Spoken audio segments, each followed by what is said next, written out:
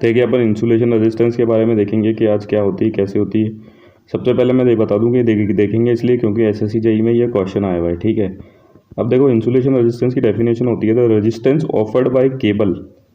Cable जो resistance offer करती है to the path of leakage current is called insulation resistance. मतलब cable जो लीकेज करंट को रेजिस्टेंस ऑफर करती है, उसको बहने से रोकती है, उस वाली रेजिस्टेंस को क्या बोलते हैं? Insulation resistance. देखो मैं आपको बताता हूँ, ये वायर होता है, ठीक है। अब वायर के सबसे अंदर ही अंदर होते हैं अपने कंडक्टिंग मटेरियल जो अपने करंट को कैरी करते हैं। फिर उसके ऊपर स्ट्रैंड लगा होता है एल्यूमिनियम या कॉपर का, ठीक है। फिर उसके ऊपर रबर या पीवीसी की कोटिंग होती है। उस कोटिंग को अपन क्या बोलते हैं? इंसुलेशन, ठीक है। अब उस इंसुलेशन का मेन काम क्या होता है कि वो इन करंट से जो लीकेज करंट निकलेगा, ठीक है, उसको बाहर फ्लो होने से रोके, ठीक है, उसको रजिस्ट करेंगे वो बाहर आए, ठीक है। तो उस रेजिस्टेंस को जो ये इंसुलेशन इसके लीकेज करंट को ऑफर कर रही है, उसको बोलते हैं अपन इंसुलेशन रेजिस्टेंस। देखिए मैं आपको इसका रेडियल व्यू बताता हूँ। ये देखो ऊपर से इसका व्यू है, ठीक है। ये आप समझते हो ऊपर से कैसे? मतलब आप पेन को सीधा पकड़ लो और उसकी निप को देखो तो ठीक है, कुछ ऐसा सा दिखेगा। मतलब उल्टा करके देखोगे तो ठीक है, पीछे का ऐसा दिखेगा। अब ये देखो, ये बाहर जो थी ये डायमीटर जो दिख रहा है ये है इंसुलेशन का डायमीटर, ठीक है। और अंदर इसके ये जो छोटा सर्कल है ये है कंडक्टर।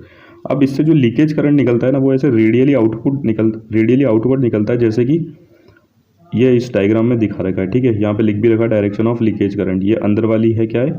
कोर। और ये क्या है? बाहर जो कोटिंग है ये लेयर ऑफ इंसुलेशन है। तो ये लेयर ऑफ इंसुलेशन क्या करती है? इस रेडियली आउटवर्ड जो लीकेज करंट है इसको फ्लो करने से रोक रही है, ठीक है। अब आपको बेटर समझ में आया होगा। अब देखो, leakage current flows rapidly from centre toward the surface. अब लीकेज करंट क्या करता है? ये सेंटर से है ना, ये जो कोर है जहाँ पे अपना वायर था, उससे क्या होता है? रेडियली आउटवर्ड फ्लो करने की कोशिश करता है, ठीक है। और जो ये इंसुलेशन रेजिस्टेंस ये जो इंसुलेशन है इस वायर के ऊपर, ये जो इसको रेजिस्टेंस प्रोवाइड करती है ना, उसका फॉर्मूला होता है ये RI equals to rho upon 2πL log R upon capital R upon small r। अब देखो कैपिटल R तो है पूरे वायर का डायमीटर, क्या बोलते हैं उसको? रेडियस, ठीक है। और जो स्मॉल r है वो किसका? जो सिर्फ कोर है उसका रेडियस। तो ये फॉर्मूला भी आपको बहुत इंपॉर्टेंट है, जो आपको हेल्प करेगा, ठीक है। यहाँ से एक रिलेशन अपन निकालते हैं कि जो इंसुलेशन रेजिस्टेंस है वो इन्वर्सली प्रोपोर्शनल है किसके? लेंथ के, ठीक है। अब देखो, इंसुलेशन रेजिस्टेंस अगर इन्वर्सली प्रोपोर्शनल है लेंथ के, मतलब मैं लेंथ जितनी इंक्रीज करूँगा इंसुलेशन रेजिस्टेंस की रिक्वायरमेंट मुझे उतनी कम हो जाएगी, ठीक है। तो इसलिए अपन जो लेंथ ऑफ कंडक्टर है, ये देखो मैंने यहाँ लिखा लेंथ ऑफ कंडक्टर इंक्रीज तो इंसुलेशन रेजिस्टेंस डिक्रीज। तो ये वाला एक फंडा भी अपन को याद रखना है, इस कंसेप्ट पे भी क्वेश्चन आता है, ठीक है। अब देखो, वाई केबल्स आर इंसुलेटेड, ठीक है। तो सबसे पहला तो है कि भाई इंसुलेशन तो अपन को लगानी पड़ेगी, क्योंकि अपन जो लाइव वायर है उसको छुएंगे तो अपन को शॉक लगेगा, ठीक है। तो सबसे पहला तो कारण यही है कि टू प्रिवेंट शॉक। दूसरा है to prevent energy to dissipate into surrounding, energy को सराउंडिंग से जाने के लिए रोकना। देखो मैं आपको समझाता हूँ, ये देखिए मैं थोड़ा सा बताता हूँ आपको। मान लो ये वायर है, ठीक है। अब इस वायर के ऊपर ये इंसुलेशन लगी हुई है, ठीक है। अब ये करंट कैरिंग करेगा, ठीक है। करंट कैरिंग जो ये वायर है अंदर का, इसके पास फ्री इलेक्ट्रॉन है, ठीक है। ये एनर्जी, इसको एनर्जी मिलेगी, ठीक है। और ये रैंडम मोशन करता है, क्योंकि वायर में करंट फ्लो कर रहा है तो हीट डेवलप हो रही है, और हीट किसके प्रोपोर्शनल है? I² के, ठीक है।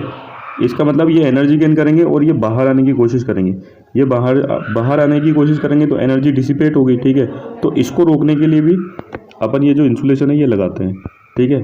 अब देखो एक इंपॉर्टेंट वाला बात ये भी याद रखना, thickness of insulation depend upon the voltage rating of the instrument.